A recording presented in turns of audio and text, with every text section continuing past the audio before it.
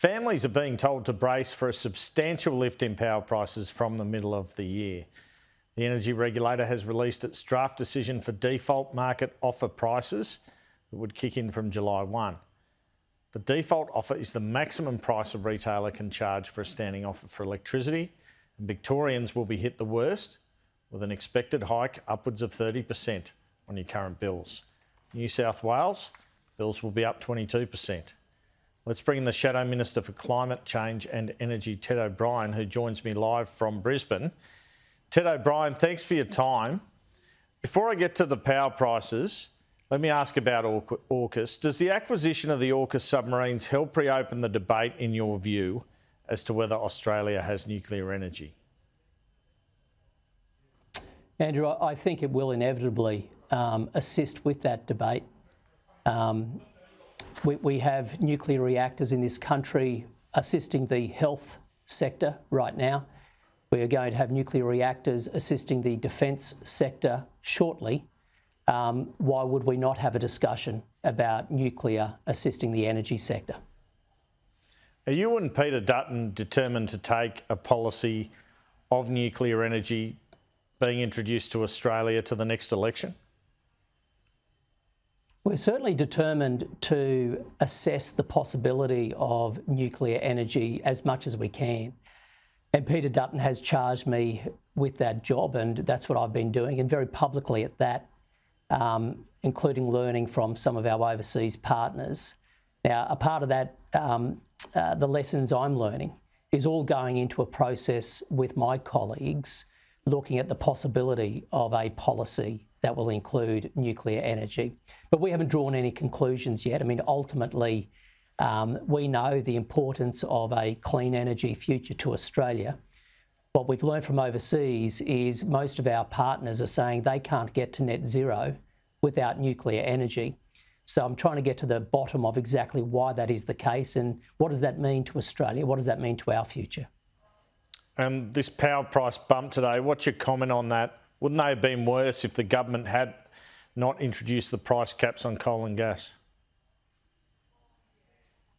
No, the government, it only takes a Labor government to be out there wanting the Australian people to thank them for having power prices go up.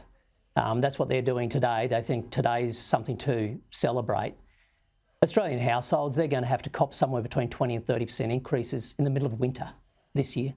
Andrew, I don't know if you can remember all the discussions last year about senior citizens having to turn off heating because they couldn't pay their energy bill. It's going to be even worse this coming year. And Labor's out there saying, isn't it great? It could be even worse. So, look, I reject Labor's claim. They brought Parliament back before Christmas saying they're going to change the world. They promised relief to households, and that relief would be flowing in April. Well, it's not going to be flowing in April. That's another broken promise, on top of the promise they broke to reduce power bills by $275. So, I don't know. I mean, I just feel so disappointed today. It's the household. I mean, the human impact of this is going to be huge. And today's not a day to be celebrating as government. The human impact is going to be devastating. If you're not for price caps, what else would fix it? Well, we've been saying from day one that what we need in the market is more supply. I mean, there was a reason why the Coalition was able to keep prices down. The last term of government alone, we got prices down for households by 8%, businesses 10%, industry 12%. And we did that by working really closely with industry, having really hard conversations with them too, but focusing on the need for more supply. Price is a function of supply and demand. We don't want to be forcing companies to close. We don't want people to be closing their businesses to free up demand. Therefore, what do we need? More supply, more supply. But unfortunately, Labor's policy suites have completely gone to restricting supply. And that is why we are going to see prices go up and up and up over the years ahead. It's a real problem. And at this stage, no one's predicting they're coming down. Why is the opposition opposed to the Safeguards Mechanism legislation? Won't that aid a transition to renewables? Well, it's interesting you raise that, Andrew, because the Safeguard Mechanism, that becomes effective on the 1st of July. That's the same date when retailers can start passing on these higher energy prices. So, you wait till this winter, everything's going up. The safeguard mechanism really is just a Trojan horse for a carbon tax. It's the most punitive of its kind in the world, bar none, demanding businesses cut emissions when the government knows themselves businesses can't do it. I mean, I've had the same businesses through my door that are going to the government. Some of them are saying they're going to close.